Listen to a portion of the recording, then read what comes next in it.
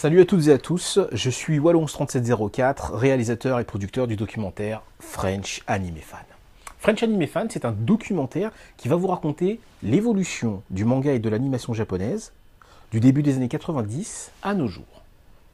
Aujourd'hui, je vais vous parler d'une rencontre que j'ai eue pendant ces années, et plus particulièrement lorsque j'étais journaliste pour le magazine Animeland.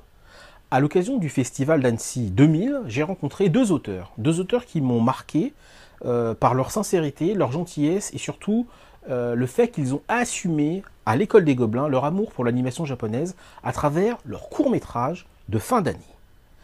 Ces deux étudiants, ce sont Tania Palombo et Thomas Romain. Les enfants font leur cinéma était le titre de leur court-métrage. Je vous invite à le regarder, mais avant ça, générique.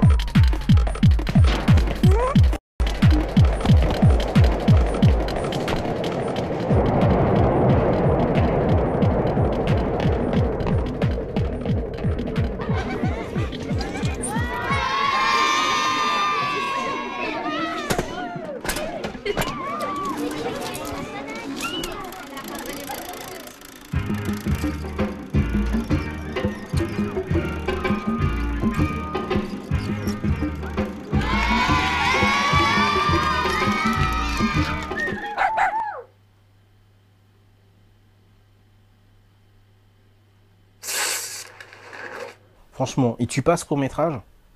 Non, il tue. Vous pouvez pas dire que oui, non, ça tue. C'est comme ça, point barre. Non, franchement, moi j'ai beaucoup aimé. J'étais véritablement enthousiaste à l'époque où j'ai vu ce court-métrage. J'ai couru dans tout Annecy pour rencontrer Tania et Thomas, ce qui n'a pas été très difficile. Et puis, par cet intermédiaire, j'ai rencontré Savin, donc de la société de production Save the World. Et c'est comme ça que de fil en aiguille, j'ai commencé à suivre leurs travaux et leurs avancées. À la suite de cette rencontre, Savin m'a invité dans ses locaux, donc c'était à Paris, dans le 15e, et il m'a proposé de voir quelle était la production en cours, et à cette époque, c'était Thomas & Co. Alors Thomas & Co est malheureusement une série qui n'a pas pu voir le jour en France. Bon, les raisons on les connaît en France, dès qu'un projet est original, qu'il est novateur, qu'il a un vrai rythme et une mise en scène, ça passe pas, c'est comme ça. C'est comme ça, non, sans déconner quoi. Et malheureusement, Thomas & Co n'est pas passé. Je trouve véritablement dommage que ce projet n'ait pas pu voir le jour. Je vous propose également d'en voir un extrait maintenant, et juste après ça, je vais vous raconter une petite anecdote vraiment très très intéressante sur le démarrage de leur évolution vers le Japon. Thomas & Co. Allez, vas-y Thomas! Cette année, les copains et moi, on a 11 ans. Ça rigole plus maintenant.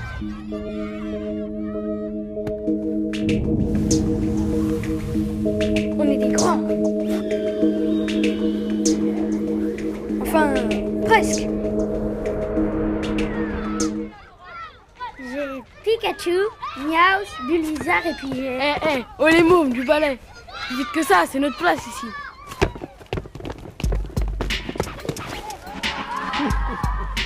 Oh! Les mioches là, dégagez, c'est notre place ici. Ouais.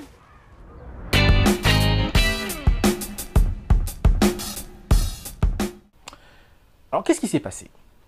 Entre-temps, à l'occasion de BD Expo, je crois, de la fin de l'année 2000, donc je me rends à BD Expo de 2000, c'est à l'espace Champéret. Cette année, l'invité, si je ne dis pas de bêtises, c'est Koji Morimoto. Tania Palombo et Thomas Romain sont à BD Expo. Je les croise dans les couloirs. Ah, salut, comment ça va Tania? Salut, comment ça va Romain? Et patati et patata, vous en êtes tout, etc. Ah, bah voilà, on est venu faire nos emplettes et tout. On a vu qu'il y avait Morimoto. Et je leur dis, mais écoutez, bah, ce soir, il y a un dîner avec Morimoto. Est-ce que ça vous intéresserait de venir? Ah, Wallo, t'es sérieux? Je suis, ouais, bah, comme ça, c'est l'occasion de venir, vous montrer ce que vous avez, est-ce que vous avez vos planches. Ils n'avaient pas amené avec eux ce jour-là, parce qu'ils n'avaient pas amené leurs travaux avec eux. Donc, je leur dis, écoutez, voilà, ce soir, il y a un dîner, est-ce que ça vous intéresse? Ouais. Ils repartent en Antony, ils vont chercher tout leur matériel et tout ça. Et puis le soir, on a ce rendez-vous avec Koji Morimoto. Et pour preuve, voici quelques photos. Et ils me diront plus tard, en tout cas Thomas Romain me remerciera également et Tania, et ainsi que Stanislas Brunet.